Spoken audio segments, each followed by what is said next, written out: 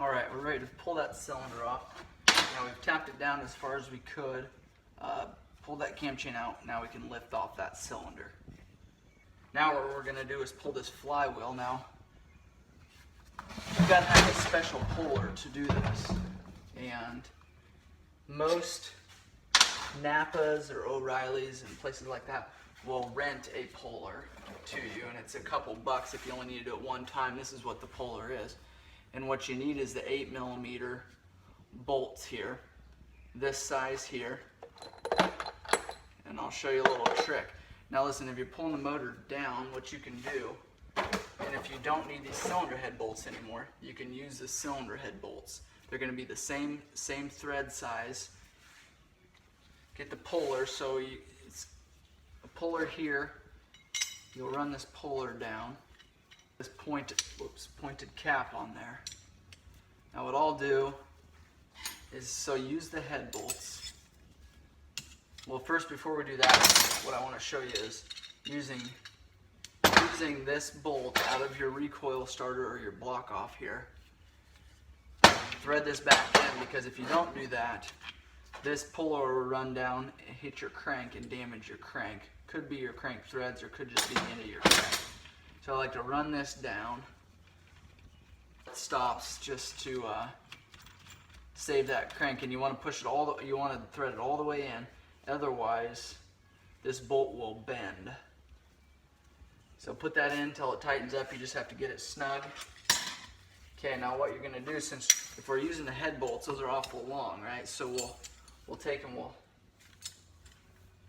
thread these in as far as they'll go. And you want to make them, you want to put them as far as they'll go. Otherwise, they will pull right out of the flywheel. For 3 bolts, thread those all the way in. And these bolts are really, really long. So we'll have to then take this, run this puller all the way in. And the puller shaft almost isn't long enough, but it'll work. Now what you'll do is then run this all the way in, and it'll pull this. It's just as easy as that. Pull this flywheel up. Sometimes what you can do, what I've done before, is put a socket on the end of this. That'll keep this puller from walking around. 17mm socket here. Put it on this bolt, and that'll keep this from walking around. I'll run it back down so you can see the flywheel's off now. We just pulled it off. But I'm just going to show you here. That'll keep this from running all over the place. Otherwise, you kind of got to use your hand to steady this puller from sliding around. So you just run it in like that. Stick your socket on the end there, run it in, and it'll pull that flywheel right up. Now, you'll have to run this back out to be able to pull your socket off of there and your bolts. And your head bolts are still good as long as you didn't have to put too much tension on that flywheel. And these might have tightened up when you're pulling that.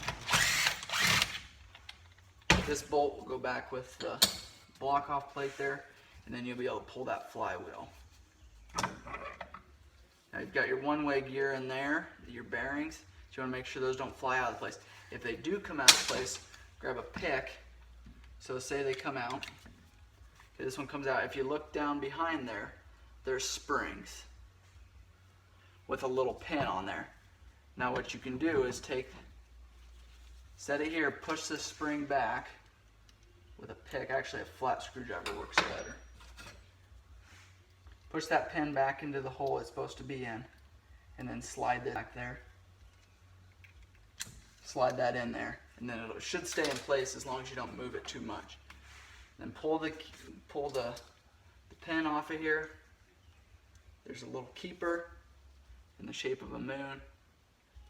You have to pull that keeper before you pull this idler gear here, and that'll slip right on top. Now if this spins both ways, your bearing's bad or your gear's bad.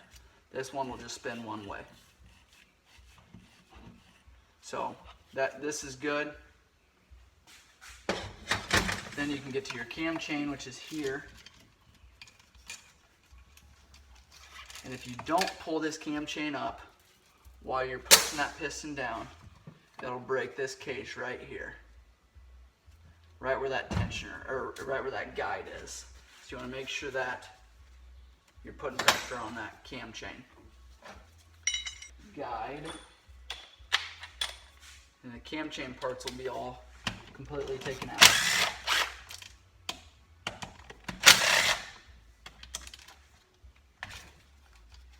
Okay, there's your second guide there. Now we'll pull some of the gears that will fall off, which actually, all of them that will fall off, I think I already have.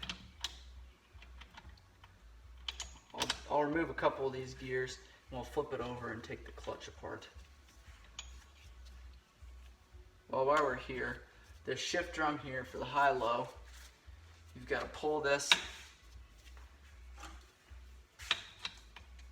bolt here because there's a spring-loaded mechanism on the inside of it. There's the bolt, there's a spring, and there's a ball that sits down in that area. Use a magnet and tip this up. And there's the ball there. And once you get that out and pull this 12mm bolt here, we'll take them out and leave them there while we pull that clutch off. Okay, we'll flip this motor over now. Pull the starter off, pull the clutch cover off. Number 3 screwdriver to pull these off. The electric start models, some of the Tri motors don't have electric start, so they'll be a little different. They'll actually just have a block off here, though a lot of times they'll use the same case. This here mounts the starter, kind of holds it into place. So 4 Phillips hold that starter on. Starter off. That's sealed with an O-ring here. As you can see, here is the positive wire, and that can just be pulled off with a Phillips screwdriver, and then this post will stay on. That starter feels good, we'll test it. Okay, we'll pull the clutch cover now. Oil filter cover. A lot of Phillips head screws over here. I've loosened a lot of them up beforehand, but there's a couple that aren't, I think.